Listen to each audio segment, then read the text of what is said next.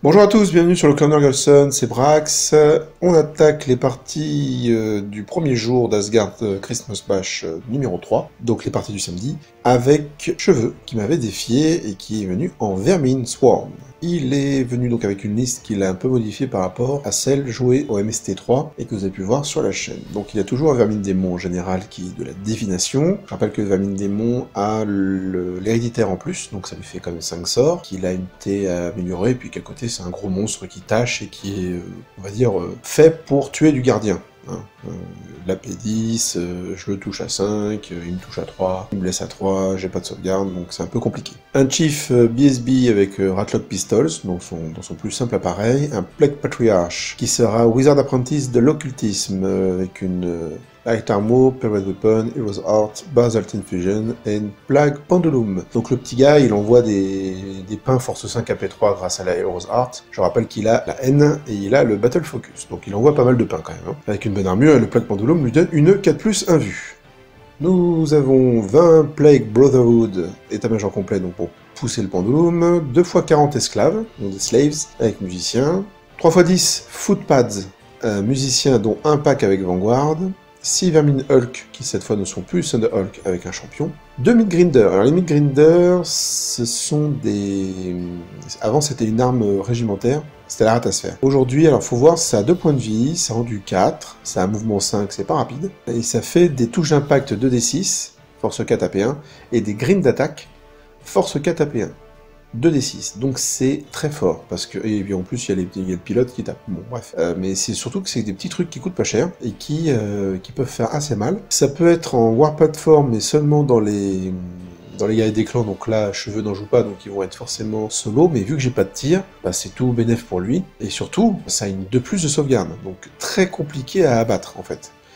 Évidemment, vous jouez l'alchimie, le Quicksilver Lash, vous le tuez d'un coup, mais là, c'est pas mon cas. Donc voilà, Midgrinder, je sais pas ce que ça vaut vraiment, parce que j'ai jamais affronté, mais je trouve très intéressant dans la liste. Ça apporte un petit plus sympa, et puis c'est une entrée supplémentaire des Vermin Swarm, donc toujours sympa de voir que le 9e âge propose de nombreux choix jouables dans chaque livre. 2 Dreadmill évidemment, hein, les anciennes roues infernales, et des Jezzail, donc par 5 et par 4, donc je rappelle, ça a 2 points de vie, ça tire à 36 pouces en accurate, c'est force 6 AP3, et bon bah ça fait des gros trous quoi, hein, c'est du bon tir. Donc là il a un peu modifié sa liste en enlevant les points que prenaient les Thunder Hulk, enfin l'option des Thunder Hulk sur les Vermin Hulk, qui rapporte une 4+, qui leur fait un gros socle, qui permet aux champions d'avoir une arme de tir. Mais là, il a quand même casé des Jezzail, des Midgrinder, il a viré également les encenseurs à peste, je sais plus comment ils s'appellent aujourd'hui.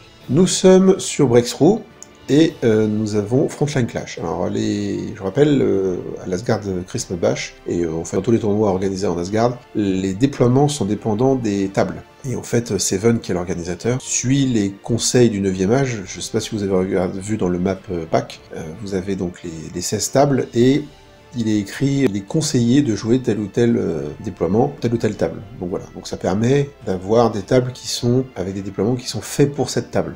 Au niveau des N, je choisis évidemment le Vermin Démon, les Plague Brotherhood pour avoir la N contre eux, mais également contre le Creuset, puisque le Creuset n'aura pas d'autre choix que d'être dans les Plague Brotherhood, et les Vermin Hulks, qui sont pour moi des points au corps à corps facile à prendre, parce que ça a pas de sauvegarde, certes ça a du 5, mais j'ai beaucoup de force, du coup bah et puis c'est une unité de CAC, donc en fait si Cheveux les utilise pas pour le corps à corps, il s'enlève quand même une grosse force de frappe, donc voilà, puis de toute façon ça n'a pas de sens, à mon sens, enfin je vois pas l'intérêt de haïr des esclaves ou des footpads par 10 quoi. Au niveau des runes, au niveau de la magie, donc les runes, bah, je prends Gleaming, Résilience et Off, sur mes deux lanceurs de sorts. Je dis tout de suite, pour tout le tournoi, au final, je ne prendrai que ces 3 sorts. pourquoi. Gleaming et Résilience, je me suis déjà épanché dessus, c'est pour moi les deux sorts les plus puissants du nain, dans ce sens où ils augmentent, ils décuplent la capacité d'encaissement, déjà assez phénoménale du nain avec son du 4, sa sauvegarde à 4+, basique, et son œuf de discipline. Là en plus vous avez -1 pour le toucher, ou -1 pour le blesser, ça commence vraiment à être très emmerdant pour l'adversaire. Et la off, la relance pour blesser, alors certes comme je l'ai dit j'ai une grosse force, mais en face j'ai souvent des grosses endus, très peu de listes où il n'y a pas un ou deux monstres qui traînent, ou alors où l'endu de base c'est pas le 4. Ici vous voyez, contre les Skaven, j'ai les vermines Hulk, j'ai les vermines démons, le Plague Pendulum, toutes les machines qui sont à un endu supérieur à 4, ou égal à 4, et même les Brotherhood ont une endurance à 4. Donc en fait, à part les esclaves, en gros, mes nains vont frapper, vont blesser à 4+, et surtout, mes gardiens vont certes blesser à 2+, ou à 3+, avec les endus 5, parce que j'ai pris la force 6 à P3, et là du coup, avec la off, je fiabilise ces blessures, sachant que la touche est fiabilisée par les 3 N. Si je ne jouais pas de trône, la off, ça serait certainement remplacé par la Reckoning. Mon adversaire, au niveau de l'occultisme, prend Mark of Doom, et en divination, The Awakened Swarm, donc héréditaire, Know Thy Enemy, Scrying, The Stars Align et Unknown Strike, qui est j'allais dire un tirage, ça c'est l'habitude de parler quand on générait les sorts aléatoirement, mais c'est un choix de sorts qui est en divination excellent, et en plus, l'héréditaire que possède le Vermine Démon, en plus des 4 sorts de la divination, étant un blast, il n'a pas besoin de choisir le petit blast qui en plus contre moi est pas spécialement intéressant parce que j'ai de l'armure de partout. Là, il a 2 blasts, le Nuring Strike et le Awakened Swarm, et il a 3 boosts. Il a 2 boosts et un sort de défense, donc il est extrêmement bien armé contre moi. Voici la table, toujours du côté comme moi je la voyais, et j'utilise la rune de mining, bien sûr, sur le lac, puisque il va me gêner un petit peu dans mes déplacements. Là, j'aurai aucun souci d'y mettre la Death Star. Ils ne feront pas de terrain dangereux du moment qu'ils font un mouvement simple ou une marche forcée. Le déploiement de mon adversaire. Alors, j'ai eu le choix du côté, et Cheveux me laisse poser en premier, donc je pose tout pour commencer, évidemment. Ici, donc on a les 2 packs de Slave, suivi des Brotherhood avec le Plague Pendulum, les 2 roues infernales avec derrière les Vermines Hulk. Sur la colline, alors je lui ai laissé une colline, hein. Sur la colline, les 2 unités de Jezail, devant la colline, le Vermine Démon, et sur la droite, 2 unités de 10 footpads qui sont prêts à aller scorer. Je rappelle que nous sommes sur Breakthrough. Nous avons une petite unité qui a déjà fait son avant-garde, ici la 3ème unité du coup, qui vient un peu m'embêter, qui vient surtout couper ma propre avant-garde. Et tout à gauche, les 2 Midgrinder, alors j'adore la conversion qu'a fait Cheveux, là elles sont pas finies de peindre, hein, mais suffisamment pour jouer. Voilà, donc les 2 petites Midgrinder qui sont tout à gauche et qui en fait répondent à mon déploiement. Voilà, donc une vue générale du déploiement, et comme vous voyez, donc à gauche, j'ai mes 15 barbes grises qui sont là évidemment pour scorer. Donc comme vous le voyez, il a mis les Midgrinder en face pour les arrêter, ce qui est pas con. Et en fait, j'aurais dû faire attention à ça. Peut-être en les mettant un peu plus proches des gardiens pour qu'ils évitent d'envoyer les Midgrinder n'importe comment. De l'autre côté de la maison, nous avons les 2 unités de gardiens. Centrale, nous avons la Death Star qui a déjà fait son avant-garde, coupée par les footpads. Et la Landeville qui est derrière le premier pack de gardiens. Voilà donc le déploiement. Mon tour 1. Alors, bah j'avance à balle, hein. Bon, en gros, j'ai utilisé la mining sur le lac, vous voyez que ça me sert pas, mais c'est pas très grave. Je monte sur la colline avec les gardiens pour avoir la meilleure vue possible. La Death Star commence à bouger, évidemment, les 10 footpads, j'en ai absolument rien à faire, je sais qu'ils vont venir en redirection, ils vont mourir, et puis fin. Et les autres, ils traversent le lac, les autres gardiens traversent le lac pour aller vers la ligne adverse. Les 15 barbes grises sur la gauche avancent. En magie, il me dissipe la double résilience, et j'ai une Gleaming qui passe sur la Death Star. Ok, son tour 1. Bon, il avance un petit peu, il refait sa ligne, il décale le Vermine Démon, puis les roues, pour laisser passer les Vermines Hulk. Je pense que Cheveux, en fait, s'est déployé, pas totalement, mais c'est le cas de la plupart de mes adversaires, en protégeant certaines unités qui sont sensibles au tir. Les Vermines Hulk n'aiment pas le tir, hein, il n'y a pas de sauvegarde, et même s'ils ont une endu 5, dès qu'il y a de la blessure qui passe, c'est fini. Sauf que moi j'ai pas de tir, donc en fait, pas besoin de se cacher en fait au déploiement. Les footpads qui foncent, je n'ai rien pour les arrêter. En fait, si j'utilise quelque chose pour les arrêter, je vais passer mon temps à leur courir après. Pour pas forcément grand chose, je vais pas réussir nécessairement à les empêcher de scorer.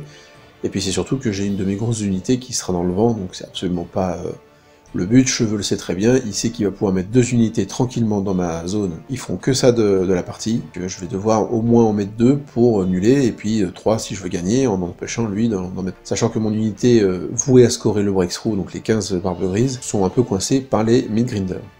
En parlant de Midgrinder, il les fait passer la barrière, il place évidemment les footpads de façon à rediriger ma Death Star, les footpads qui avaient fait leur avant-garde. Comme je l'ai dit, ils sont voués à mourir. En magie, il rate le sort de l'occultisme, qui visait mon Nick Smith, je crois, ou qui visait peut-être les gardiens, vu la distance. Je crois qu'il visait les gardiens plutôt. L'Honoring Strike, je le dissipe, et il passe Stars Align sur une unité de Jesai, l'unité de 5, qui va donc relancer pour toucher. Phase de tir, il me fait moins 2 points de vie dans les Hall Guardians qui sont à droite, malgré la Gleaming.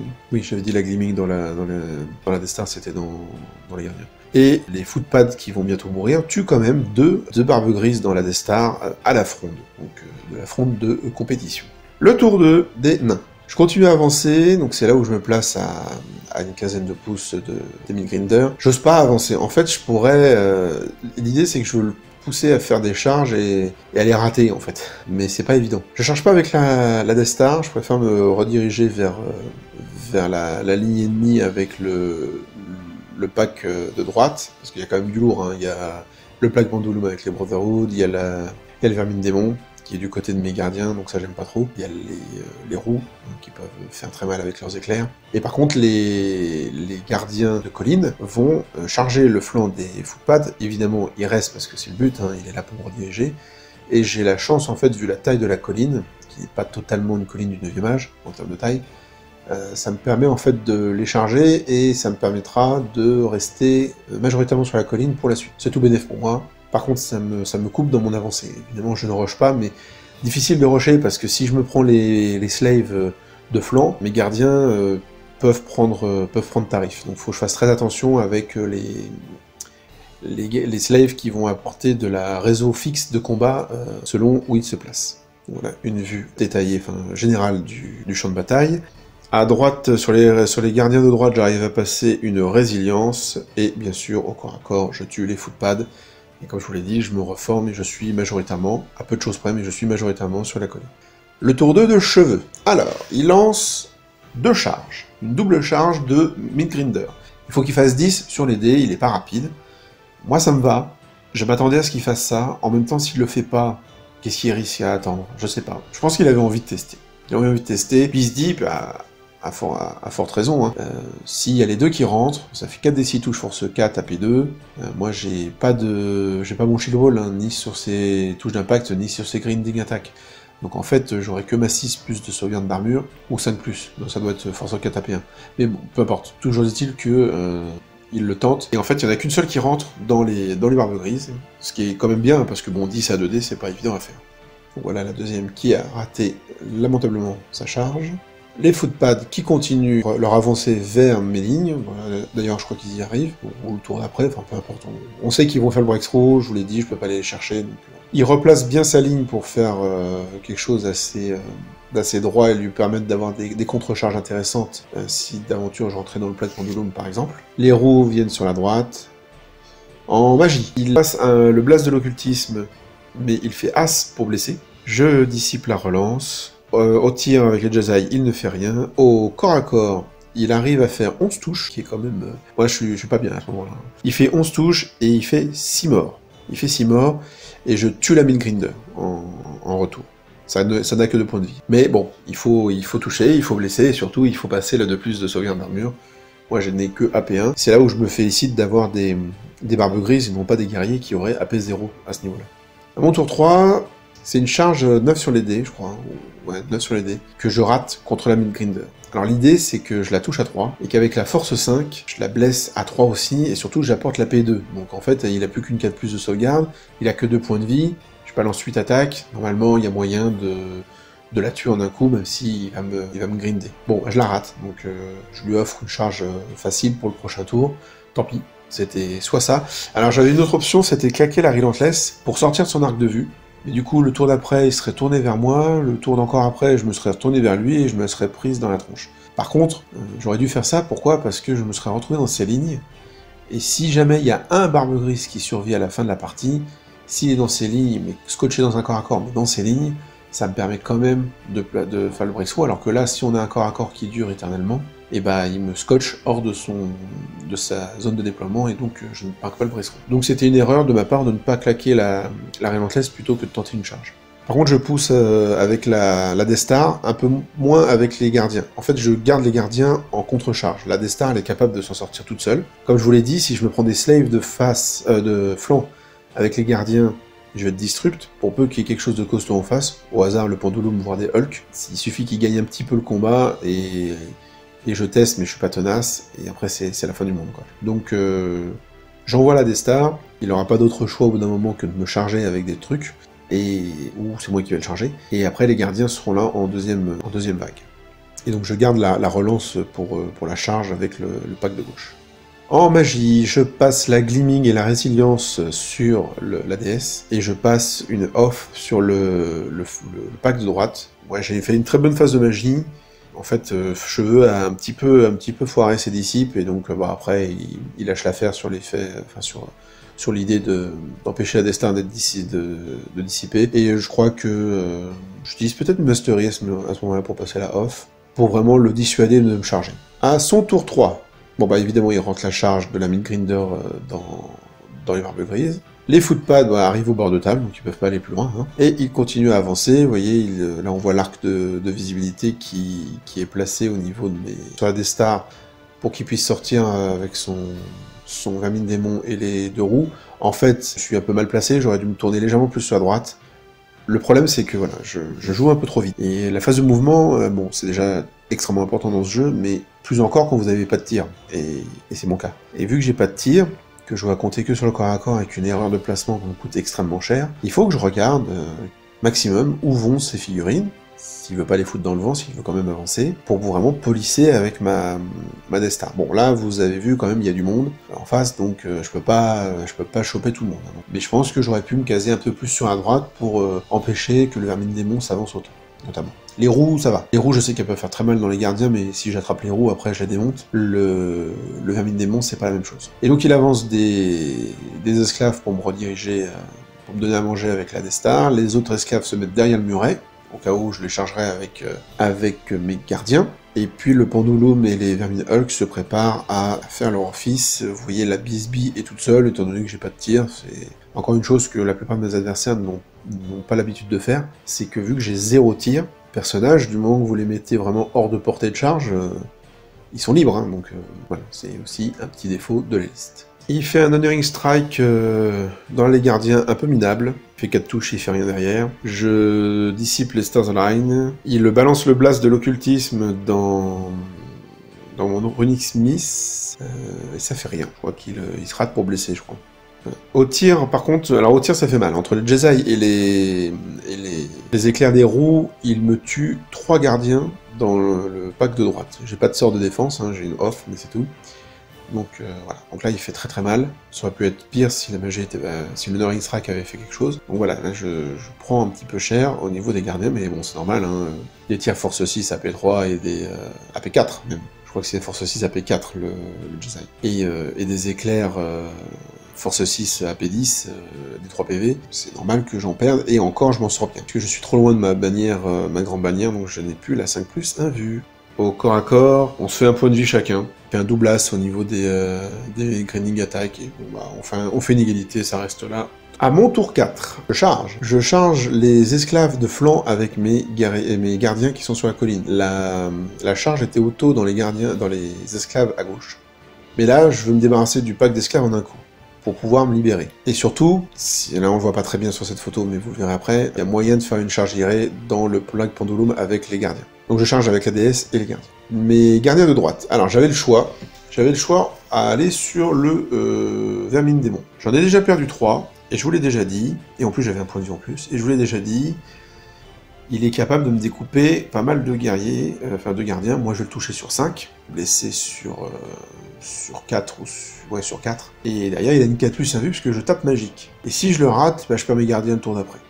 Donc c'est pas franchement la peine de lancer là-dedans. L'idée est la suivante. Je charge la roue de droite. Je me place le plus à droite possible. Le gardien qui est à l'arrière, il a plus que 2 points de vie.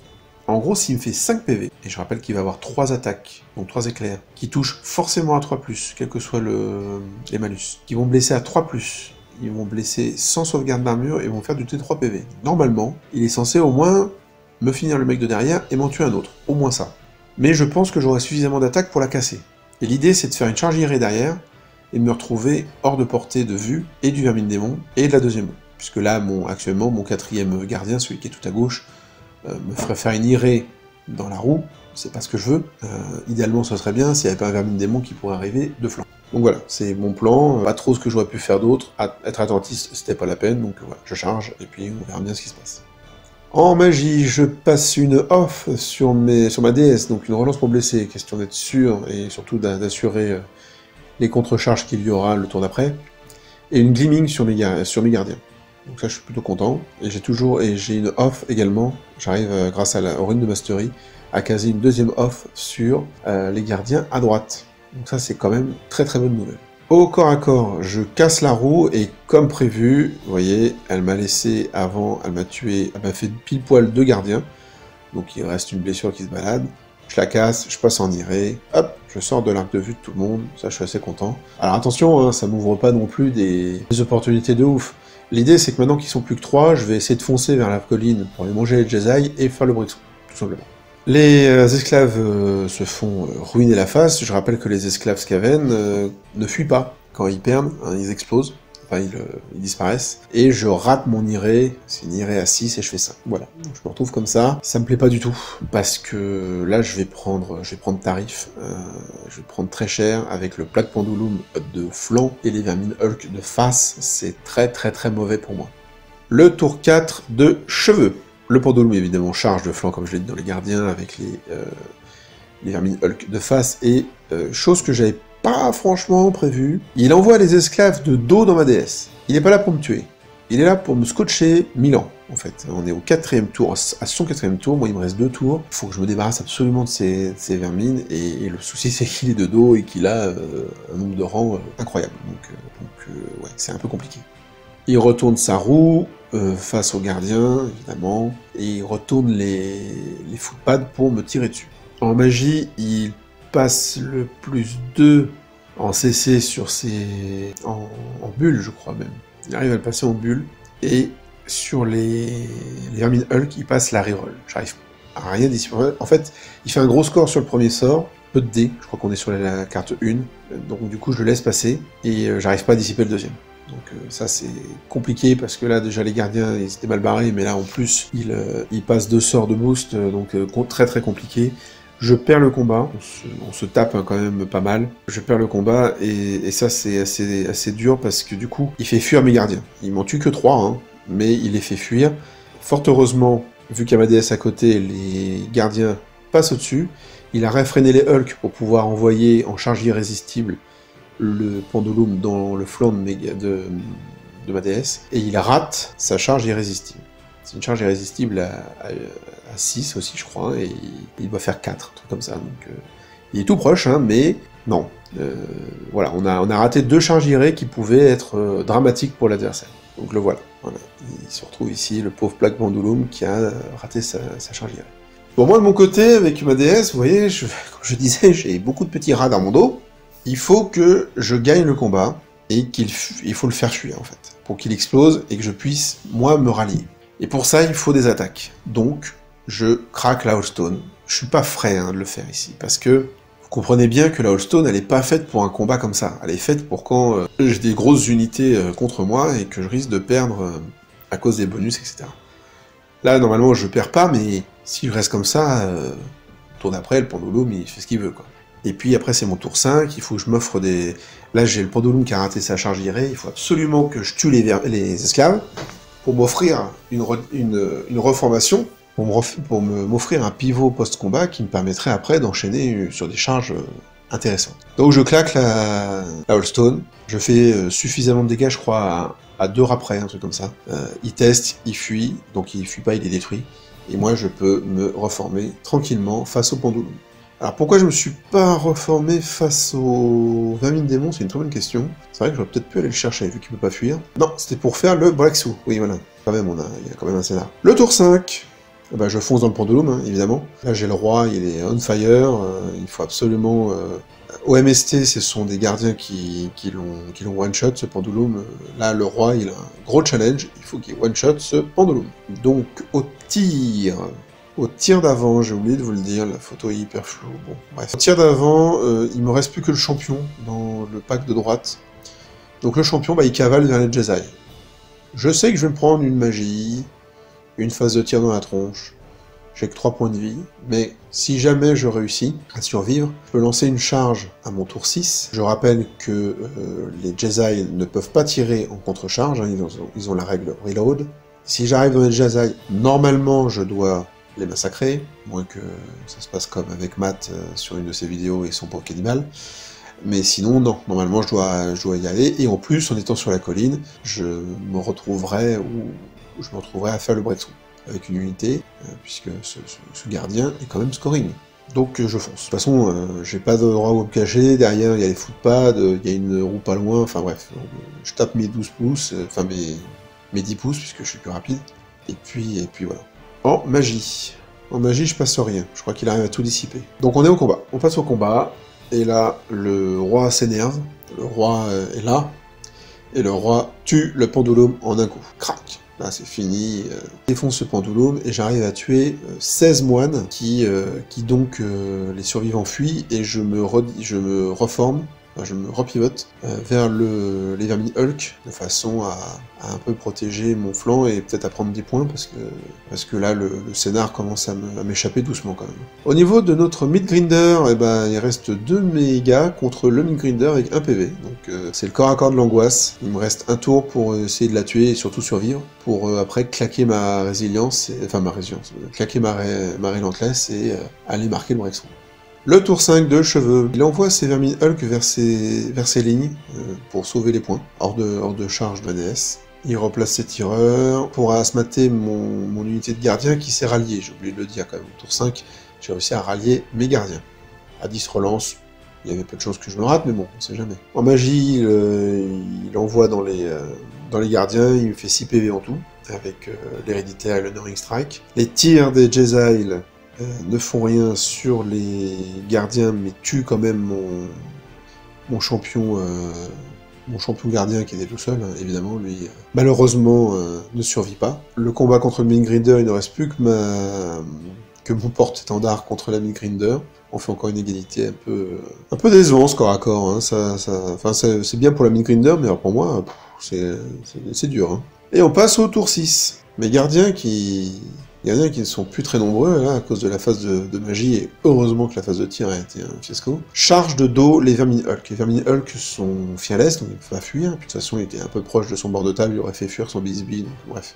Et je claque la charge, elle est pas si loin, hein, elle est pas si lointaine que ça, avec mon 6 de mouvement. Certes, j'ai que 3 gardiens, mais lui il aura que 3 Vermine Hulk qui vont se battre, et je pense que je peux prendre des points, et peut-être même taper le scénar. Et toujours dans l'idée de taper le scénar, bon les photos sont floues, c'est dégueulasse, mais désolé, je me reforme avec mon unité principale, en front de 2, et je slide sur ma gauche, et il y a un nain qui pose un pied dans les 12 pouces de mon adversaire. J'ai pris du temps à refaire cette refo, pour pas... parce que là, c'était vraiment au pouce près, donc même pas au pouce près, donc il fallait pas qu'on bouge trop le régiment pour éviter d'arnaquer Cheveux, hein, c'est pas le but. Donc heureusement, la plaque de métal faisait foi, on va dire, et donc je l'ai fait, on avait le temps, je l'ai fait figurine par figurine. Hop, 2 de chaque côté, tac, tac, tac, tac, tac. À la fin, il en restait 1. Alors au début, je me dis, merde, ça va pas suffire en fait. Puis... illumination, bah oui, mais j'ai le droit de bouger après. J'ai le droit de bouger, de slider sur le côté, et 1 pouce et demi, ça suffit à mettre un nain dans l'unité dans les 12 pouces de Cheveux. Là, vous voyez, il faudrait qu'il monte une quinzaine pour pouvoir, pour l'enlever, donc il est clair que ce sera pas le cas, pendant un tour du moins. Donc voilà, on est comme ça, et DS va donc marquer le breakthrough. Je passe une Gleaming et une Off sur les gardiens qui sont contre les Vermine Hulk, donc ça c'est très très bon. Et je tue les Vermine Hulk. Non, je les tue pas, je les tue pas, mais je les fais fuir. et j'impacte dans les survivants des Plague Brotherhood qui se sont ralliés le tour d'avant. Au tour 6 de cheveux. Ah là, j'ai pas compris. Clairement, il pouvait charger avec son Gremlin démon, mais gardien. Mais je pense que depuis sa position à cheveux, il devait se dire qu'il ne voyait pas l'arrière de mes socles. Et puis bah là, il sent quand même que le vent a bien tourné. Je suis en train de nuller le scénar. Donc voilà, donc c'est un peu compliqué pour lui, donc là il essaye juste de se placer pour prendre des points, mais je suis au chaud dans les corps à corps, la DS elle risque rien, donc bon. Et donc en fait il va bouger son Gremlin Hulk, mais il va pas le charger. Ce qui aurait pu lui faire gagner des points en plus, parce que là pour l'instant il a rien pris sur ce régiment. Il faut encore un PV pour qu'il prenne la moitié. Et puis en plus je fais le breakthrough, donc là c'est une histoire de 4 tranches quand même, hein. C'est un peu dommage pour lui, mais bon, moi je dis rien, évidemment, je suis très content quand je le vois qu'il ne dit pas de charge et qu'il commence ses mouvements, enfin qu'il rallie ses Vermin Hulk. On passe au mouvement, les charges sont terminées, donc il peut plus me charger, et là je suis très content. Donc voilà, donc il va le planquer, bon c'est pour le fun, hein, on est au dernier tour, et puis il n'y a rien derrière. Les Jedi se mettent en position de tir. Je crois qu'en magie c'est assez anecdotique, j'écrase les moines et bien sûr ils ne me font rien. Enfin, bien sûr. Heureusement, ils ne me font rien, parce que je rappelle qu'à un point de vie, ils prenaient les 450. Et on va s'arrêter là pour cette partie. Partie riche en rebondissements, je pense que la frustration de voir la partie un peu lui échapper à la fin a fait que Cheveux n'a pas pris le temps de vérifier ce que voyait son Vermin démon, et du coup ça lui coûte très cher, là. Ça lui coûte 4 tranches, hein, malheureusement. Et fort heureusement pour moi.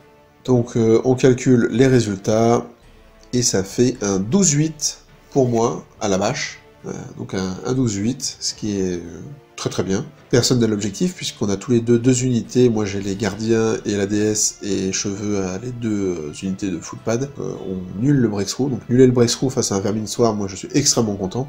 Et donc ça donne un 12-8 pour moi, ce qui est très bien, puisque je vous rappelle, on est dans les défis Triskel, c'est la première partie, inutile d'être trop tout de suite. C'est pas un choix évidemment, hein. J'ai essayé de pousser pour faire le maximum de points, mais au final c'est pas mal. Je suis content d'avoir fait 12-8 contre Cheveux. Donc merci mon ami pour cette revanche, à la prochaine pour continuer à se taper dessus.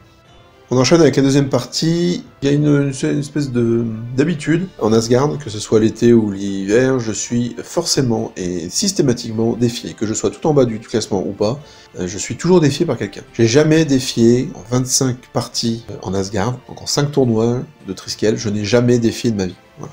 Donc j'espère qu'un jour ça m'arrivera. Après, moi c'est bien, hein, ça m'évite de faire un mauvais choix lors des défis. Et donc cette fois c'est Gother, qui est un autre chevalier de la Duchesse. Je rappelle que Cheveux est un chevalier de la Duchesse, association de Nantes, qui me défie. C'est notre seul vampire du tournoi, et moi les vampires j'aime bien. Donc voilà. Par contre, je sais que Gother a un bon niveau de jeu, et que sa liste ne rigole pas. Sa liste justement, donc il a un Necromancer en général qui est Wizard Adept de l'évocation, avec évidemment le Dead Rise et la Magical Heirloom. Un Necromancer Wizard Adept de l'alchimie, un Vampire Count, donc c'est lui qui rigole pas, qui est Wizard Adept de l'occultisme, qui est sur un Court of the Damned, Red Weapon, Heavy Armor, Legend of the Black King, and Hour of the Wolf. Le monsieur, on voit des pins, Force 7, et il est pas très sympathique comme bestiaux, et il a une 4+ à vue, puisqu'il est sur le Court of the Damned, qui s'il est mouvement 4 est rapide, donc c'est assez sympa je trouve, le côté du mouvement 4 rapide, ça peut faire la blague parfois. En base, nous avons 22 zombies musiciens, 20 zombies musiciens, 31 ghouls avec champion, je rappelle que le champion fonctionne comme un musicien pour ce qui concerne les reformations uniquement, 8 Direwolf, 2 Great Bat, 2 Great Bat, 1 Dark Coach, 2x5 Spectral Hunter, donc ce sont les spectres à cheval, qui ont perdu depuis quelque temps leur sweeping attack, et moi ça me va très bien. Par contre ça reste 2 attaques force 5, happy 10 par tête, enflammées. 4 Reapers per Red Weapon, donc ça ce sont les Winch Reapers, ce sont les anciens Morghast, et 5 Vampire Knight avec musiciens. Nous sommes sur Capture the Flag et Marching Column. Au niveau des grudges, je choisis évidemment les ghouls, puisqu'il y aura le vampire dedans, les Winch Reapers, qui peuvent me faire très très mal avec leurs caractéristiques natives, le fait qu'ils ont une paire d'armes, donc c'est C6 et fatal, et les Vampire Knight, parce qu'il fallait bien que j'en choisisse une autre, et que j'allais pas choisir des zombies, ni des Great Bat, que pour moi il y avait... Je me dis, si je tombe sur les Vampire Knight, autant être sûr autant d'assurer les touches, étant donné que les mecs soient armurés, qu'ils ont 2 points de vie, c'est un peu costaud comme bestiole, donc voilà. Bon, les runes, je vous ai dit, je garde les mêmes. En magie, donc son vampire, qui est l'occultisme, prend le Arise, donc c'est l'héréditaire, et le Hand of Glory, qui permet d'augmenter l'invulnérable. Donc avec sa 4 plus 1 vue, vous voyez bien que ça fait la blague, et ça permet aussi d'augmenter les invus des spectres. Alors les spectres sont à 3 plus d'invus, ils peuvent pas aller au-delà avec le sort, mais contre moi qui ai beaucoup d'attaques magiques, ça descend à 5 plus, donc ça les remettrait à 4. C'est pas déconnant. Peut-être qu'en occultisme, il aurait peut-être dû prendre autre chose, je pense, quand même. Contre moi, il vaut mieux prendre le blast, clairement, tuer mon Onyx Smith et me casser au niveau de la magie. Évocation, il prend le Arise, évidemment, le Whispers of the Veil et l'Ancestral Aid, et en alchimie, le Arise et Glory of Gold. Voici la table, évidemment le mining sur le lac, et le déploiement de Gother. Alors, il est paquet. Forcément, c'est un CV. Donc, à droite, nous avons les Vampire Knight, nous avons les Winch Reapers qui sont devant les 22 zombies dans lesquels on retrouve les 2 Necromancers. De l'autre côté, devant l'affront, il y a 2 Great Bat. De l'autre côté, nous avons les Ghouls avec le Vampire dans son Court of the Dame qui est devant la petite unité de 20 zombies. Derrière, on commence à voir les Spectral Hunters et devant les chiens. Voilà une autre photo. Donc les chiens qui sont en ligne, pourquoi il les a mis en ligne? Parce qu'il va avoir une avant-garde et ça va lui permettre de me rediriger 2 unités à la fois. Alors ça aussi, c'est des gros défauts de mon déploiement, des mouvements. Vu que je veux rester en bulle, et là j'ai pas besoin parce qu'il a pas de tir, me faire rediriger 2 unités avec une seule, c'est vraiment pas du tout rentable. Le Dark Coach et 5 autres cavaliers. Voilà mon déploiement, assez simple. À gauche, j'ai mis les 2 unités de gardiens, avec l'unité de Greybard, l'unité de Barbe Grise par 15 derrière, et la petite Andeville derrière la colline. Et voilà, donc ils ont déjà fait évidemment leur avant-garde, l'unité principale, la déesse, qui va aller tout seul vers le flanc droit des vampires. En fait, je me dis, il n'y a pas grand-chose qui me fait peur, à part peut-être son vampire, je sais pas ce que ça donne avec toutes les ghouls, tout ça machin. Mais ils n'ont que mouvement 4. Certes rapide, donc ça, s'il peut me charger, il y a de fortes chances que la charge passe. Par contre, s'il me retrouve hors de portée de charge, et je suis tranquille, du coup, hein, parce qu'il a que mouvement 4, je le rappelle. Et je me dis que les gardiens vont pouvoir s'occuper de tous les éthérés qu'il y a sur la gauche, du carrosse et compagnie, et peut-être revenir, en faisant un arc de cercle de la gauche vers la droite, pour venir soutenir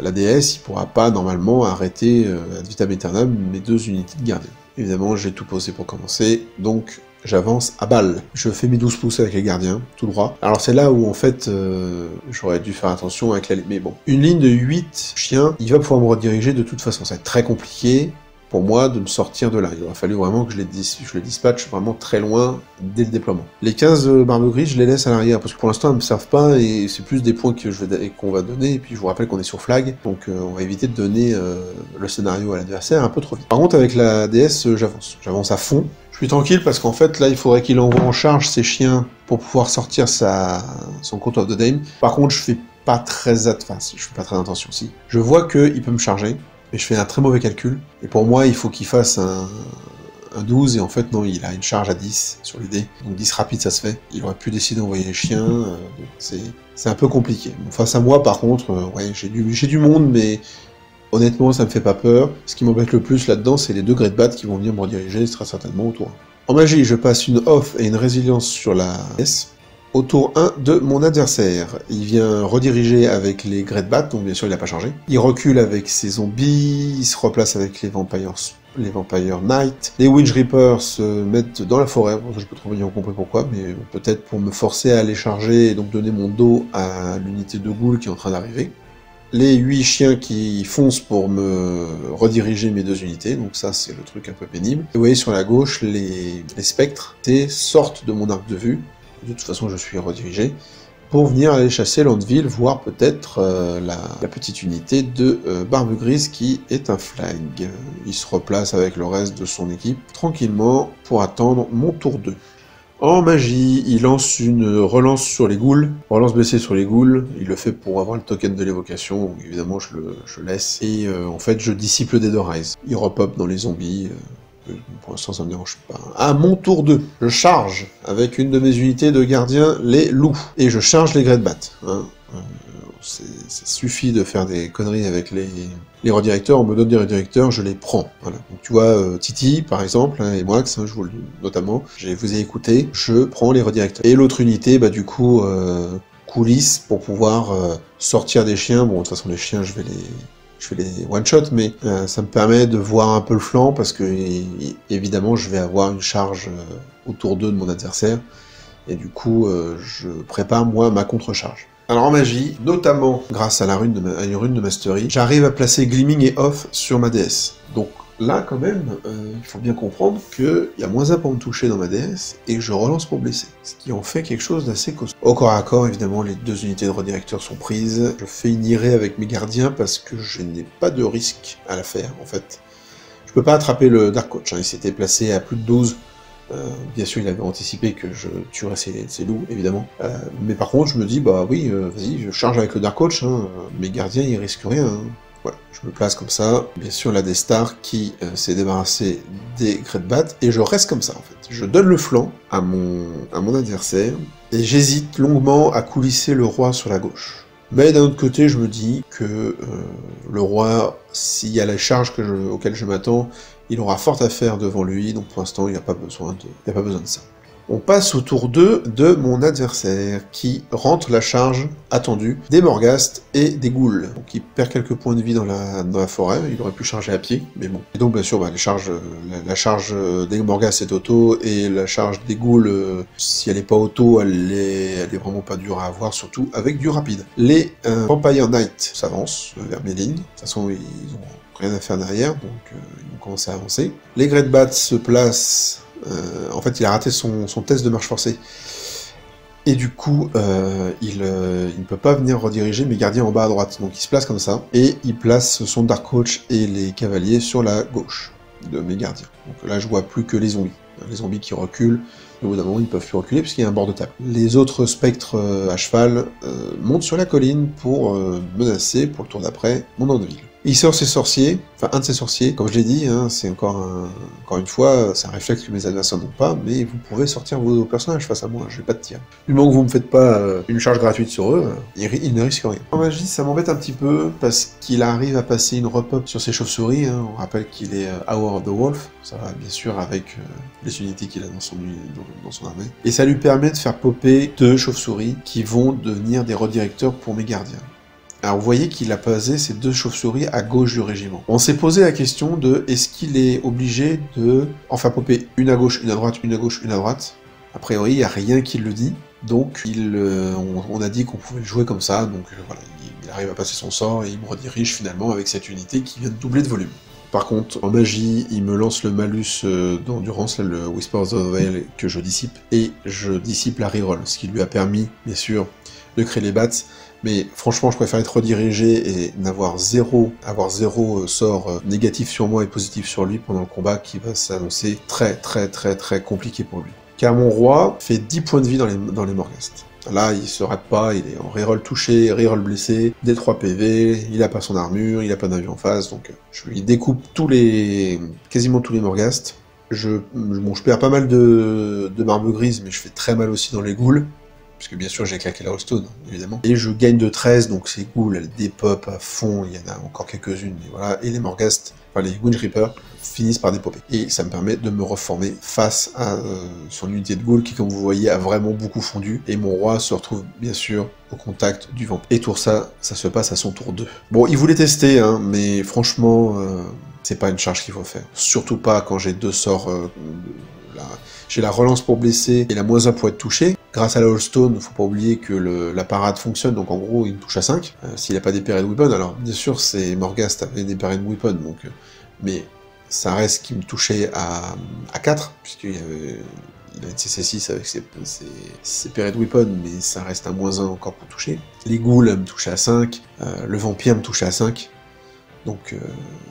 voilà, au final, ça me fait rien, en fait. Ça me fait rien, et puis moi, par contre, je balance des pains force 4 qui relancent pour blesser, donc au bout d'un moment, dans les ghouls, c'est du 3+, 4+ relance, hein, donc on fait des points de vie, hein. Et puis dans les Morghast aussi, les quelques attaques que j'ai pu mettre, j'ai dû faire 1 ou 2 points de vie, donc c'est tout ça qui se rajoute.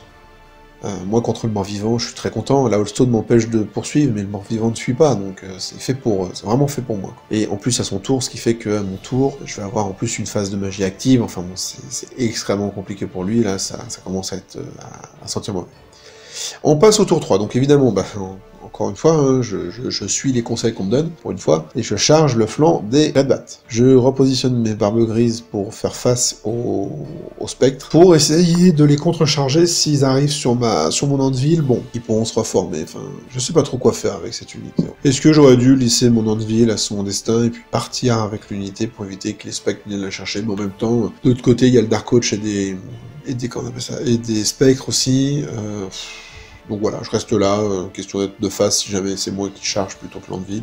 Pas génial avec cette unité là, les décisions et les mouvements. Et les Old Guardians de gauche, qui avaient tué les chiens, puisqu'il n'y a plus rien en face, tape la charge dans les zombies. En magie, j'ai encore une très bonne phase de magie, je claque la dernière Mastery qui me permet d'avoir une résilience et une gleaming sur l'unité, donc cette fois je ne relancerai pas, hein, j'ai plus la haine, j'ai plus la relance pour blesser. Par contre lui il a moins 1 pour me toucher, moins 1 pour me blesser, c'est horrible pour lui en fait, parce qu'il me touche à 5 et il me blesse à 3 pour le vampire, et les ghouls, les ghouls me blessent à 6, donc compliqué. Il va me tuer, voilà, je vais faire 3 points de vie dans le vampire, je vais me foirer un petit peu, enfin il va surtout réussir ses invus. Je fais que 3 points de vie dans le vampire, je tue 10 ghouls, mais lui ne me tue que 2 longues barbes, en tout et pour tout. Et forcément avec les résultats de combat plus les bonus fixes qui sont en ma faveur, je le fais dépoper. Donc vampire, ghoul, pouf, ça disparaît. Je peux me reformer vers sa ligne en regardant les zombies, en regardant les vampires, tout bien, les bats se font défoncer évidemment, et je meule les zombies, mais je ne les tue pas. Donc voilà,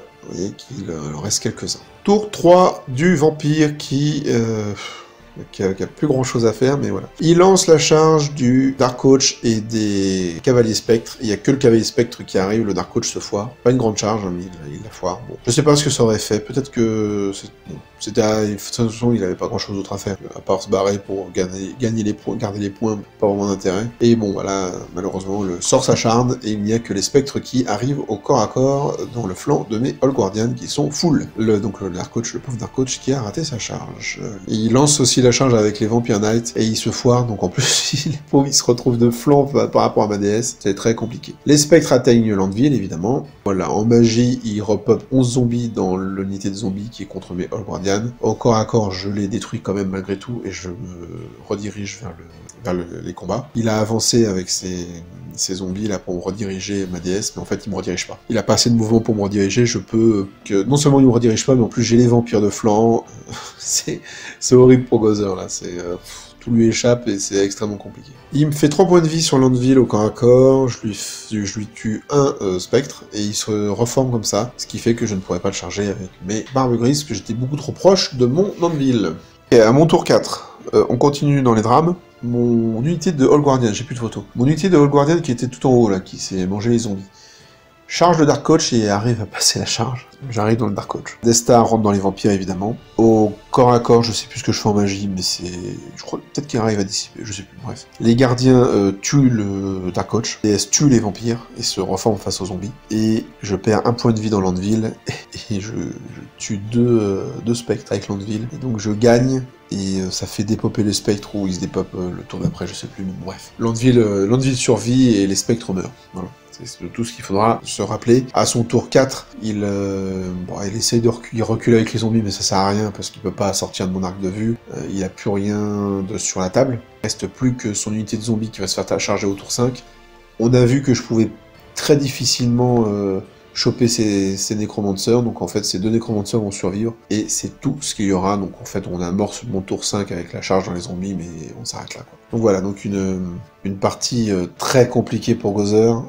Moi j'ai eu de la réussite, et puis pas dire que je suis fait pour affronter du CV, mais quand même quoi, hein, c'est très très compliqué pour le CV face à moi. Et là en plus charger la DS quand elle est protégée comme ça, c'était malheureusement voué soit à l'échec, soit au craquage, mais bon, en plus il a pas réussi, enfin j'ai réussi à dissiper tous les sorts qu'il voulait lancer sur ce corps à corps, quitte à laisser la repop des chauves-souris, parce que évidemment il ne fallait pas que je perde en endurance, évidemment il ne fallait pas que les ghouls relancent pour toucher, donc pour blesser plutôt. Ça finit sur un très très douloureux 17-3 en ma faveur. J'ai évidemment l'objectif, puisque je n'ai absolument rien perdu, hein. Je rappelle que dans cette partie, je suis désolé, mais en fait dans cette partie je perds une moitié d'Anvil.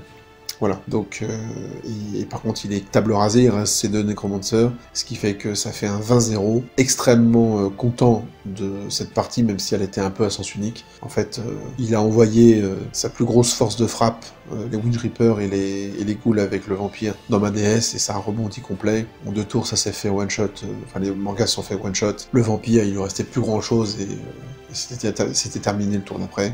Donc voilà, et les gardiens ont fait leur boulot, alors pas comme je le pensais, je pensais pousser plus, bon c'est lui qui a pris l'initiative, après tout il bouge plus vite que moi. Le fait d'attraper le Dark Coach, c'est un peu un viol quand même, parce que la charge était lointaine quand même. La charge était lointaine, donc ça me fait un 20, je suis très content, déjà, ça me fait un 20-0, contre un bon joueur, même si je pense que Gozer a fait peut-être quelques erreurs, notamment la charge, je pense qu'il faut jamais la faire cette charge. Il faut continuer à me donner à manger et essayer de passer avec les Wind Reapers pour attaquer les gardiens, et encore, parce que si t'as pas de charge combinée sur 8 gardiens full, c'est très compliqué de faire quelque chose, même avec des Wind Reapers, ils sont que 4, à voir, je sais pas. En tout cas, je pense que la DS, fallait la laisser, fallait lui donner le paquet de zombies, repopper dedans, et faire en sorte que la DS soit embourbée, mais c'est pas évident, hein, parce que je l'ai agressé extrêmement fort. Il pensait peut-être pas que j'allais splitter mon armée comme ça en lançant comme un missile la DS, et avoir les gardiens sur un flanc pour abattre. Donc voilà, moi j'étais content de ce plan, qui a bien fonctionné. Bon, après, c'est pas forcément représentatif, hein, c'est des parties à refaire et à refaire, hein, comme d'habitude, pour être sûr que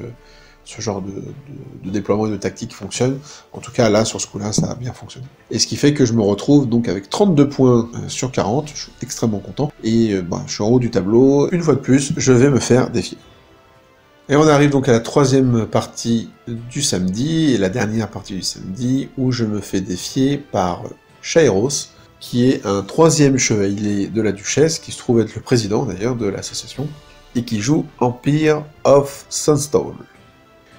Sa liste, il est un Marshal Général avec Talisman of the Void, qui permet d'avoir Channel 1, un Marshal BSB, un Wizard Master de la Divination, un Wizard Adepte de la Cosmologie, un Knight Commander, Shield, Hero's Heart, Basalt Infusion, Duskforge et Young Griffon, donc en gros il a une 1+ relance, une 3+ un vue au feu, on s'en fiche, et il balance des pains Force 5 AP3, plus son Griffon, donc voilà, c'est un build assez commun, hein. Le Hero's Heart Basalt Infusion, vous le retrouvez sur beaucoup de persos, je trouve, en ce moment. Faut dire que Force 5 AP3 tout le temps, c'est vraiment sympa, et puis la Basalt Infusion, plus un en sauvegarde et une 3+ un vue au feu, c'est quand même très sympa. En base, il a 21 Heavy Infantry, musicien standard, halberd, household standard, ce qui lui permet d'avoir, je crois, la BSB et les ordres à 18 pouces. 19 Light Infantry, musicien, 2x5, Light Infantry avec arbalète, du coup, 2x5 Knight avec Great Weapon, 2x10 têtes Militia, qui ont des pistoles et des armes d'Hyperion Weapon, 2x4 Knight of the Sun Griffon, musicien chacun, 10 Imperial Ranger, 10 Imperial Ranger, 8 Imperial Ranger, un canon et un Steam Tank. Donc une liste qui balance beaucoup de choses à distance, hein. Avec la divination, la cosmologie, il y a du blast, il y a du boost, il y a des choses un peu embêtantes. Des Imperial Rangers qui font très mal parce que ça tire plutôt bien, le canon, le Steam Tank, deux machines de guerre, dont une qui peut avancer, et volée d'arbalète, et quand on est un peu plus proche, les pistolets qui font des trous. Nous sommes sur le scénario de Noël et le déploiement Frontline Clash. Alors, le scénario de Noël. Le scénario de Noël, j'ai eu le plaisir de l'écrire, puisque Seven m'a demandé pour la 10e année consécutive de l'écrire. C'est basé sur Spoil of War. Ça fonctionne exactement comme Spoil of War, sauf que vous avez pas 3 pions, mais 5. Ces 5 sont numérotés de 1 à 5. Vous faites votre partie normalement, Spoil of War, avec toutes les limitations, donc une seule unité, enfin un seul spoil par unité, il faut que ça soit scoring pour prendre les spoils. Si vous n'avez pas 3 rangs complets, vous ne pouvez pas faire de marche forcée quand vous avez un spoil avec vous. Si vous le perdez ou vous fuyez, l'adversaire le place à 3 pouces où il veut, etc., etc., etc. Vous devez être dessus au début d'un tour pour le prendre. À la fin de la partie, votre adversaire et vous lancez un dé. Le score du dé détermine quel Spoil of War explose, et détruit. Donc, par exemple, vous lancez un 2 et votre adversaire lance un 4, les objectifs 2 et 4 disparaissent, ne sont plus les objectifs. Et là, après, on compte combien chacun a de spoil. Si vous faites un double, vous relancez. Si vous faites un 6, et un seul 6, si c'est un double 6, vous relancez, puisque c'est un double. Si vous faites un 6, vous choisissez la valeur de ce 6. Vous le transformez en une valeur de 1 à 5. Donc ça permet de détruire un spoil chez l'adversaire, mais ça permet aussi de créer un double pour pouvoir relancer le dé si jamais ça peut vous intéresser. Donc en gros, c'est un scénario qui, bien sûr, est sujet au craquage à la fin parce qu'il y a beaucoup d'aléatoires, mais cet aléatoire génère une toute petite pointe de stratégie si jamais vous tapez un 6 quelque part. Et donc, vous voyez que, oui, j'ai bien mis oubli. Je savais ce que je voulais haïr. Je voulais haïr En fait, non.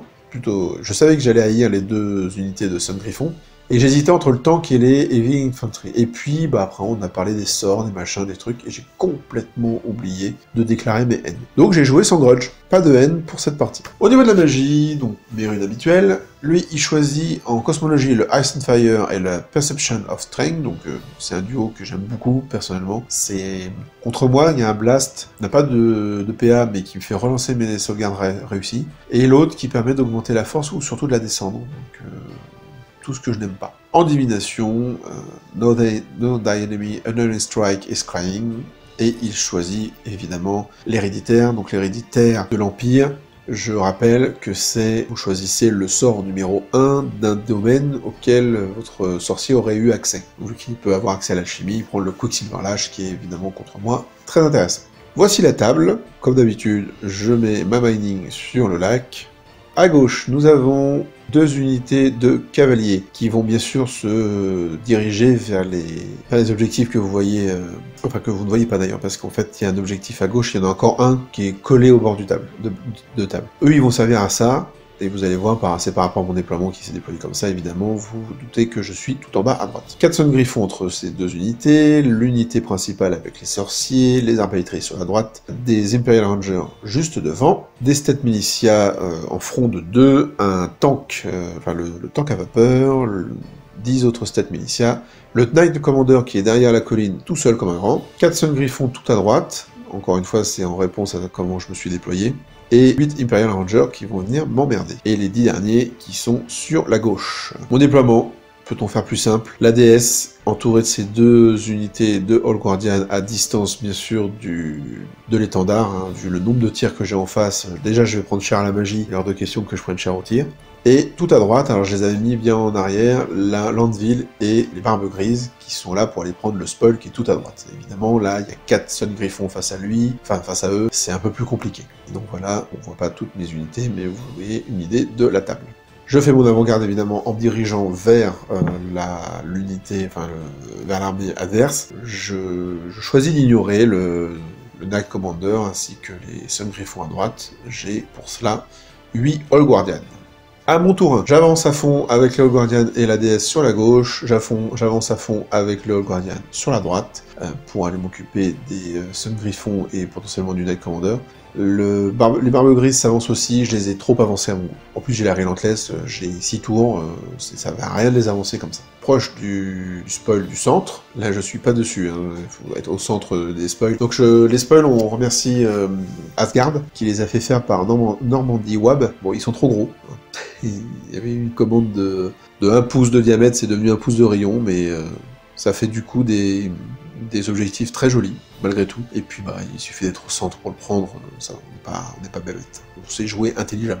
En magie, je passe sur l'unité de gauche, sur l'unité de gardien de gauche, une résilience. Donc là c'est très fort parce qu'il aura moins 1 pour me blesser avec ses armes de tir, et en plus je suis à portée de la 5+1 vue de la bannière, donc ça c'est très bien. Et j'ai une Gleaming, donc moins 1 pour être touché sur l'unité de droite. Donc s'il y a des tirs qui peuvent essayer de les attraper, il y aura moins 1 pour me toucher, et si jamais il y a un corps à corps qui se dessine, je suis assez tranquille pour ça. À son tour 1, il envoie les 2 unités de chevaliers sur deux spoils, évidemment. Il envoie les Sun Griffon, l'objectif qui est tout à droite, et c'est là où je me rends compte qu'ils sont vraiment très proches de mes Barbes Grises, beaucoup trop proches. Les Imperial Rangers viennent rediriger mes gardiens, évidemment. L'armée se remet en place, il se donne des distances de tir assez sympas. Les Sun Griffon restent un petit peu loin pour le moment, il n'y a pas besoin de les faire venir trop proches. Arrive la phase de magie. Il me fait un Unerring Strike en l'ADS, il me tue 4 Longbarbes Il arrive à placer la relance sur les Arbas, avec un magnifique 22. Et les Arbas plus les archers me tuent 8 barbes grises supplémentaires, ce qui fait quand même 12 morts en une phase de tir. Enfin, une phase de magie tir. Ce qui est quand même pas mal. Hein. C'est vraiment pas mal. Les canons et le steam tank ne font rien. Je crois qu'ils se foirent tous les deux, ou il y a peut-être un as pour blessé qui passe. Voilà, les 12 morts. Hein. Bien sûr, il a pas tapé dans les gardiens, on a eu 5, moins 1 point de blessé, il est pas fou. Tour 2, je charge. Parce que, comme on l'a dit, hein, je charge les redirecteurs. Donc je charge mes petits Imperial Rangers. Et je charge les Sun Griffons, mais j'échoue. Et ça m'embête beaucoup, parce que... Alors je sais pas si en charge j'aurais fait grand chose, mais déjà, les chevaliers, eux, n'auraient pas été lancés, avec... donc ils auraient eu une force limitée. Moi j'aurais eu ma force 5, j'aurais eu la charge, il y avait moyen peut-être de faire un statu quo, là, bon, là je rate ma charge, je me retrouve juste devant eux, c'est juste horrible quoi, mais bon, c'est comme ça. Et je charge les stats militia avec la DS, qui a un peu de mal d'ailleurs à monter sur la colline, mais elle y va. Pourquoi? Parce que il faut que je les prenne. Ils vont me faire chier, quand je vais voir moi charger. Et puis forcément, franchement, en face de moi, il n'y a rien qui me fait peur en termes de charge. Mais vraiment rien. Même le tank il va me meuler un petit peu, mais j'ai largement de quoi faire. Alors oui, j'ai pas la grudge. Ça, je suis un peu embêté. C'est là où en fait je me rends compte que j'ai pas la grudge. Donc je me fais bon. J'ai oublié de mettre PN, et c'est comme ça. Puis les 4 Sun Griffons qui sont à gauche, bon déjà ils me font pas spécialement peur pour mes 8 gardiens, mais c'est surtout que ils sont loin en fait. Donc pour l'instant je me place comme ça, j'avance avec les gardiens, je prends même pas l'objectif, je perds pas de temps en fait à rester sur l'objectif pour un tour pour le prendre le tour d'après. Je me dis, bon, celui qui est à droite intermédiaire. Là où il y a mes gardiens qui se battent contre les Imperial Rangers, normalement je pourrai le prendre, parce que je vais tuer les Imperial Rangers, me reformer, je serai sur l'objectif, donc à mon prochain tour je pourrai les prendre. Faire encore prendre l'objectif à droite avec mes longues barbes, je sais que les 2 autres à gauche sont pris par les chevaliers et que je les rattraperai pas. Donc l'idée c'est que celui du centre, j'ai encore 4 tours pour venir le chercher. Donc voilà, on se retrouve comme ça. Donc oui, alors si vous vous posez la question, les trucs roses que vous voyez quand j'affronte les chevaliers, là, ce sont des licornes, ce sont leurs montures, ils sont venus avec leurs montures. On appuie sur les oreilles, ça fait cataclop, cataclop. Donc c'est très sympa, ça a animé notre week-end, les sons de chevaux hennissants et galopants. Donc voilà une vue un petit peu plus aérienne pour vous donner... Voilà, vous voyez que les Sun Griffons sont très loin quand même, hein, et puis il y a surtout une forêt, donc charge à la forêt, on est terrain dangereux, il est pas sûr d'arriver sur mes gardiens, vraiment pas sûr, je suis même pas sûr qu'il soit à portée de charge d'ailleurs. Pour l'instant, moi je suis plutôt bien, puis par contre vous voyez que ces arbalétriers, ces Imperial Rangers, même j'allais dire des stars, mais non, mais l'unité chausson des sorciers est franchement pas loin, puis derrière il y a le canon, enfin bon, il y a des choses à faire. En magie, j'arrive sur l'unité à gauche de placer une Gleaming, ainsi que sur les 15 barbes grises qui vont invariablement se faire charger par nos amis les Sun Griffons. Je fais la parade, CC5 parade, moins 1 point de toucher, il touchera sur du 5, on n'a plus qu'à espérer que ça se passe bien. Et j'arrive à placer une résonance dans la DS, donc une très bonne phase de magie, il m'a juste empêché de relancer pour blesser. Évidemment, les miliciens et les archers meurent, et comme je vous ai dit, là on le voit, je me reforme avec mes 8 All Guardians pour être sur l'objectif. Et avec la DS, je me reforme, donc en plus je suis majoritairement sur la colline, donc je vais pouvoir relancer les charges, plutôt bien là. Tour 2 de Chaeros. Il lance ses demi-griffes dans mes barbes grises, bon ça jusque-là pas de souci. Et alors là où je suis surpris, c'est qu'il sort le Knight Commander de derrière sa colline, là, et il vient rediriger mes gardiens. Ce Knight Commander, il en a une belle paire quand même, parce que en fait, je sais pas ce qu'il veut faire exactement, enfin, me rediriger j'ai bien compris, ça d'accord. Peut-être qu'il se dit que l'unité de barbe grise va tenir, il veut éviter la charge de flanc, mais ouais, je sais pas. Je dis pas que c'est mauvais hein, ce qu'il a fait, hein, certainement pas, hein, mais par contre, il est clair qu'il sacrifie le Knight Commander, quoi. Bon après, il vaut moins cher que les 4 Pipiou, qui en plus ont un objectif, donc non, en fait c'est pas con. J'ai été surpris qu'il sacrifie comme ça son gars, mais c'est vrai qu'il a besoin de redirection, là il y a personne sur la droite, il a peut-être pas pensé que j'enverrais les gardiens sur la droite. Les cavaliers qui ont pris leurs objectifs commencent à se carapater, les demi-griffes rentrent dans la forêt, mais tout doux, hein, test de terrain dangereux. Le steam tank me passe devant, voilà, me snob, hein, monte sur la colline. Les steppes militia s'avancent pour rediriger un peu mes 2 unités, donc encore une fois, je me fais rediriger avec une unité 2 de mes packs. En magie, il fait un Honoring Strike qui me fait 4 morts. L'ice and Fire, je le dissipe. En tir, il n'y a rien de particulier. Par contre, j'ai pas la photo, mais et ça fait très mal. Les demi-griffes, one-shot les barbes grises, qui fuient en auto. J'ai même pas de test. Il me rattrape et en plus, il réussit une Irez dans l'Andeville. Je n'ai pas bougé l'Andeville le tour d'avant. C'est une Irez à 11. Il tape l'Irez à 11. Si j'avais bougé l'Andeville, il n'aurait pas tapé l'Irez. Je sais pas. C'est... ouais. Bon, c'est comme ça. Il y avait peu de chance que mes barberies s'en sortent, mais je disais avec la Gleaming, le Shiloh la 5, mais non, là ça, j'ai pas réussi, et puis lui il a bien roulé, et ouais. Bon truc, en plus, oui, il se retrouve loin de mes gardiens, enfin, c'est compliqué, quoi, c'est compliqué, il a un spoil. Sur ma droite, là, ça casse un peu, et en plus, je vais bientôt avoir ma magie divisée par 2, puisque Landeville, face à 4 demi-griffes, elle va faire la baline longtemps. À mon tour 3, bon, je me retourne vers le tank pour le menacer, pour éviter qu'il aille chercher mes gardiens, parce que dans les gardiens, surtout s'il est de flanc, il peut faire mal. Mais d'un autre côté, c'est-à-dire que je menace plus son armée. Donc, je suis en place avec mes gardiens. Évidemment, les gardiens ont chargé notre ami le Knight Commander. J'ai pas trop de photos pour cette partie, désolé. Je passe une Gleaming dans la Death Star. Je passe une Résilience dans les gardiens de gauche. Notre ami Knight Commander se fait one-shot. Et Landeville prend 3 points de vie dans la tronche. La reformation de mes gardiens le surprend. Alors, ils ont pris l'objet, évidemment. Et je me reforme vers le tank, pour être de face au tank, et surtout pas être de dos. Mais vous allez voir que y a autre chose d'intéressant là-dessus. À son tour 3, Chairos active son chaff, fait une ligne d'Imperial Ranger qui vient de rediriger mes gardiens sur cette magnifique photo floue. Le tank redescend de la... je sais pas ce qu'il fait avec son tank. J'arrive pas à comprendre ce qu'il fait avec son tank, à part m'esquiver. Il aurait pu rester sur sa colline. Enfin, non, il y avait les gardiens. Donc, il redescend de la colline. Qu'il aurait pas pu charger le dos de mes gardiens, les gardiens qu'on voit sur la photo. Je sais pas, est-ce que ça aurait été intéressant qu'il le fasse? Je suis pas sûr non plus, parce qu'il serait pris moultes attaques dans la tronche. Et puis en plus, je pense que les autres gardiens l'auraient vu, enfin... bref. Donc son tank, il se balade son tank en fait, il tire pas, il ne fait que se balader. Il remet un petit peu toute son armée en place, mais ça bouge pas trop, hein. Après c'est vrai que c'est une armée de tir. Hein. Je dissipe l'Honoring Strike, je dissipe l'Ice and Fire, et il passe une reroll sur les arbalétriers. Au tir, il me tue en tout et pour tout une longue barbe. Je pense que je peux laisser le reroll là-dessus sans souci. Par contre, Landeville meurt, et c'est là que il va se passer un petit coup de Trafalgar. À mon tour 4, je le surprends en fait en retournant les gardiens qui sont sur la droite et en faisant 6 pouces, et je me place face à ces griffons comme vous le voyez. Et comme vous le voyez, il peut pas sortir de mon arc de vue. Il est trop grand en fait. Et s'il se reforme, il pourra pas faire de marche forcée, donc en fait il pourra pas sortir de mon arc de vue. Et je le coince, je le force à l'affrontement. Et pourquoi il ne s'est pas reformé autrement après la mort de Landeville? Parce que mes gardiens étaient de dos, hein. Je vous rappelle qu'ils regardaient la colline, il y avait un tank à vapeur. Et donc il s'est dit, les gardiens, il va les ramener vers mon armée, mes pipious sont tranquilles. Et du coup, je suis assez content de ce petit coup, puisque je le force, je vais le forcer au combat.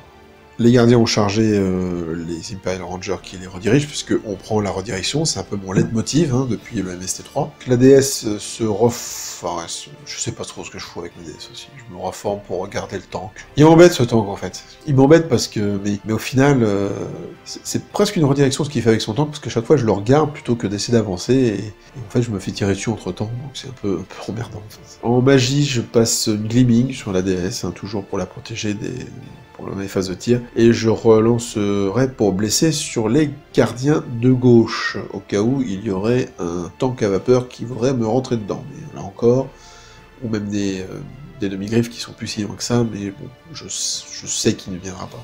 À son tour 4, il recule au maximum, vous voyez là, il a essayé plein de reformations, il a essayé de voir s'il pouvait pas ressortir, etc. Il peut pas. Donc, vu qu'il peut pas, c'est la seule chose qu'il lui reste à faire, c'est-à-dire qu'il se recule, et j'ai une charge à 5, donc en fait il faudra que j'attente. C'est 2D, je peux rater 5. Si je me rate, vu qu'il s'est reculé, enfin... ouais, on sait jamais, si je me rate, que j'avance que de 2 pouces, là il a suffisamment de latitude pour repartir avec une marche forcée, mais en fait non, il pourra pas, parce qu'il a un spoil of war, donc non, c'est reculer pour mieux sauter. Ce que j'ai pas compris par contre, c'est que quand il a vu qu'il pourrait pas sortir de mon arc de vue, au tour, j'aurais chargé moi, plutôt que de me reculer. J'aurais chargé, alors certes, Là, il retarde potentiellement l'échéance, hein. On est tour 4, hein. On est à son tour 4, donc il me restera 2 tours. Et si je l'ai pas au tour 5, je l'aurai au tour 6. Là, au moins, il aurait la force des cavaliers, mais d'un autre côté, c'est une attaque par cavalier, est-ce que ça vaut le coup? Donc, non, c'est peut-être pas déconnant, en fait. Ce qu'il a fait, il temporise, il me propose une charge que je peux rater, même si elle est facile. En magie, je dissipe son bannissement, la Sunfire me fait 4 morts dans la déesse, puisqu'il cherche à avoir, évidemment, la moitié de la déesse. Et il rate le Quicksilver Lash. Le canon tire sur mes gardiens, mais il fait un as, et il ne tirera pas pendant 2 tours, donc en gros, il tire pas au tour 4, il tire pas au tour 5, il aura un tir au tour 6. Mon tour 5. Donc oui, j'ai pas de photo, mais vous voyez que le tank s'est encore s'est coulissé sur mon flanc. Bon, je descends de ma colline, parce qu'il y en a un peu marre, je vais essayer de m'offrir une charge intéressante pour le tour 6. Je case mon roi sur la droite, pour, au cas où il m'enverrait son tank à vapeur pour être au contact de la machine. Les gardiens se placent sur l'objectif, hein, le but étant de le reprendre, parce que du coup, là, il en a 2 avec ses 2 unités de cavaliers, les griffons à droite sont mal barrés, j'ai mon unité de gardien à droite qui a un objectif, donc là, ça m'en fera un deuxième.